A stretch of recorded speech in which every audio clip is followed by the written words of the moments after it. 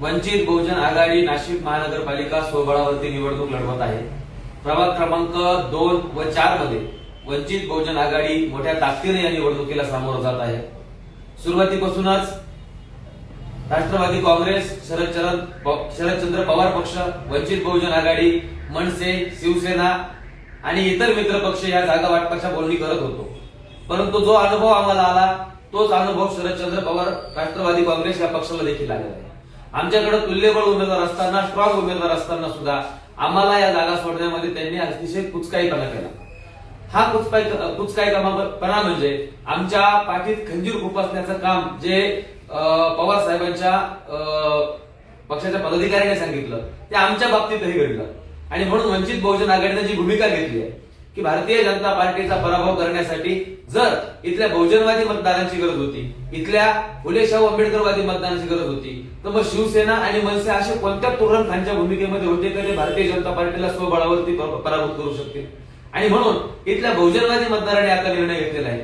आणि आज सांगण्यात अतिशय आनंद होतो आहे की राष्ट्रवादी काँग्रेस पार्टी, शरदचंद्र पवार पक्षाचे पंचवटी विभागीय अध्यक्ष केतन जगताप आणि त्यांचे कार्यकर्ते या ठिकाणी जाहीर पाठिंबा देण्यासाठी आलेले आहेत। मी वंचित बहुजन आघाडीच्या वतीनं, सरदार बाळासाहेब आंबेडकरांच्या वतीनं आणि जिल्हा अध्यक्ष म्हणून सर्व पदाधिकाऱ्यांच्या वतीनं मी त्यांच्या मनापासून अभिनंदन करतो। ज्या ताकदीनं तुम्ही हा पाठिंबा दिलेला आहे, नक्कीच प्रभाग क्रमांक 2 आणि 4 मध्ये ही लढत तुल्यबळ असून आता ही लढत वन साइड झालेली आहे। भारतीय जनता पार्टीच्या विरोधात राष्ट्रवादी काँग्रेस, शरदचंद्र पवार यांचा पक्ष आमच्या सोबत लढायला आलाय। त्यामुळं आमची ताकद आता या प्रभागांमध्ये वाढलेली आहे। या ताकदीचा उपयोग करून आमच्या दोन्ही प्रभागातील उमेदवार मोठ्या ताकदीने निवडून येतील याचा आम्हाला विश्वास आहे।